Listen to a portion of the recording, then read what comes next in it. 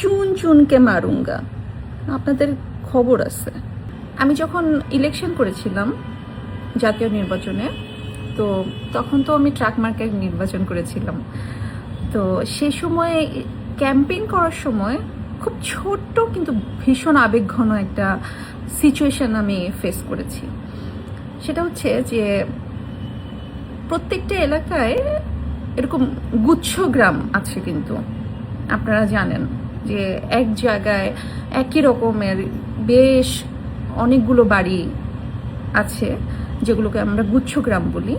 মাননীয় প্রধানমন্ত্রী শেখ হাসিনা তিনি গৃহহীনদের জন্য গৃহের ব্যবস্থা করে দিয়েছিলেন, যে কেউ গৃহ ছাড়া থাকবে না, এবং প্রত্যেকটা গৃহে মানে সেই সমস্ত গৃহের ওখানে জায়গা ছিল, তার নিজের বাড়িতেই সে সবজি ফলিয়ে তারা খেতে পারে, যাতে এরকম তিনি ব্যবস্থা করে দিয়েছিলেন। তো এরকম একটা গুচ্ছ গ্রামে আমি গেছি ইলেকশন ক্যাম্পেইনের জন্য।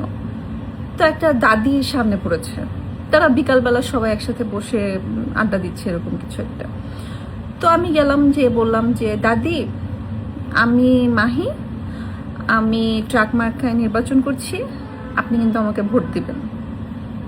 দাদি আমার মাথায় হাত টাত বুলিয়ে তার ঘর থেকে শরবত বানিয়ে নিয়ে এসে আমাকে খাওয়ালেন, আমার মাথায় হাত বুলিয়ে দিলেন, ভীষণ মমতা নিয়ে আমাকে বললেন যে মা তোমার মার্কা কি? তা আমি বললাম যে আমার মার্কা ট্রাক। তিনি হেসে আমাকে বললেন যে মা, এই যে ঘরটা দেখো, এই ঘরটা হাসিনা আমাকে দিছে, তো আমি সেই হাসিনারে রাইখা আমি কি অন্য কাউকে ভোট দিতে পারি? আমি হাসিনাকে ছাড়া অন্য কাউকে ভোট দিতে পারবো না মা, কিন্তু তোমার জন্য অনেক দোয়া। তো ওই সময় না আমি লিটারেলি আমি চুপ হয়ে গেছিলাম, যে চুপ হয়ে গেছি, এবং আমার ভীষণ ভালো লেগেছিল যে এই মানুষগুলোর অন্তরে কিভাবে শেখ হাসিনা বসবাস করে, কিভাবে বঙ্গবন্ধু বসবাস করে। যত মানে মমতা নিয়ে তিনি শেখ হাসিনা বলছে যে হাসিনা আমার এই ঘর দিছে, আমাকে থাকার জায়গা দিছে, আমারে খাওয়ার জন্য এই যে সবজিগুলো আমি ফলাই এই জায়গা সে দিছে, আমি তারে রেখা কারে ভোট দিব।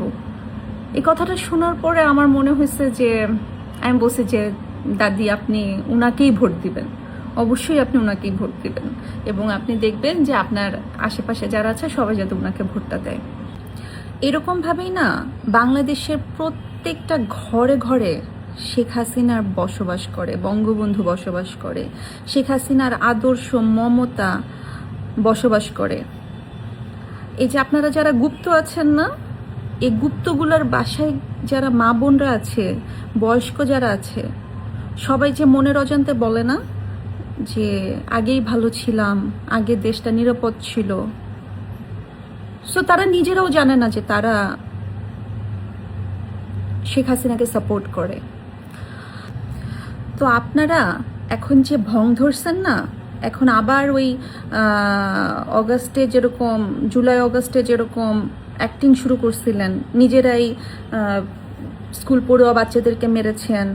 আচ্ছা, ওই যে আবু সাইদ মারা গেছেন, শহীদ হয়েছেন, আবু সাইদের বুক তো এভাবে দাঁড়িয়েছিল, তো আবু সাইদের বুকে যে পুলিশটা গুলি করলো, আপনারা কেউ কি দেখাতে পারছেন তার বুকের মধ্যে গুলি লেগেছে, হালকা একটু ব্লাড পড়েছে? দেখাতে পারছেন? দেখাতে তো পারেন নাই।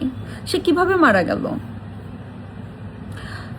তো সেই যে ওই সময় অ্যাক্টিং করছেন, নিজেরাই বাচ্চাদের উপরে হামলা করছেন, নিজেরাই ফেসবুকে গুজব ছড়াইছেন, অমুক জায়গায় রেপ হচ্ছে, অমুক জায়গায় হামলা করছে, অমুক জায়গায় এইরকম ঝড় চলে আসছে, এরকম যে অ্যাক্টিং শুরু করছিলেন, তো সেরকম আবার এখন করতেছেন। স্টেজে উঠে বক্তৃতা দিচ্ছেন, সামনে ককটেল ফুটতেছে, নিজেরাই চকলেট বোমা মেরে নিজেদের মানুষকে দিয়ে মারা বলতেছেন যে এখন এগুলো আওয়ামী লীগ করতেছে, হ্যাঁ, এবং সেনাবাহিনীর প্রোটেকশন নিয়ে আপনারা মিছিল করবেন, সেরকম একটা চিন্তা ভাবনা করছেন। আপনাদেরকে বলে রাখি, যতই ভং ধরে সেনাবাহিনীর প্রোটেকশন নেন না কেন, বাংলাদেশের মানুষ, বাংলাদেশের প্রত্যেকটা খেটে খাওয়া মানুষ আপনাদের বিচার করবে। রাস্তায় নামবেন, রিক্সাওয়ালা ভাইয়ারা ধরে পিটানি দিবে, ঠিক আছে? ওই যে হিন্দিতে একটা কথা আছে না, চুন চুনকে মারুঙ্গা। আপনাদের খবর আছে। মানুষ বাসা থেকে বের হয়ে হয়ে আপনাদের ধরে পিটাবে। সো সাবধান হয়ে যান, সবাই ক্ষেপে আছে আপনাদের উপরে।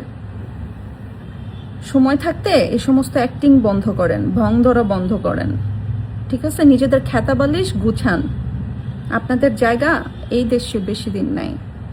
ভালো থাকবেন।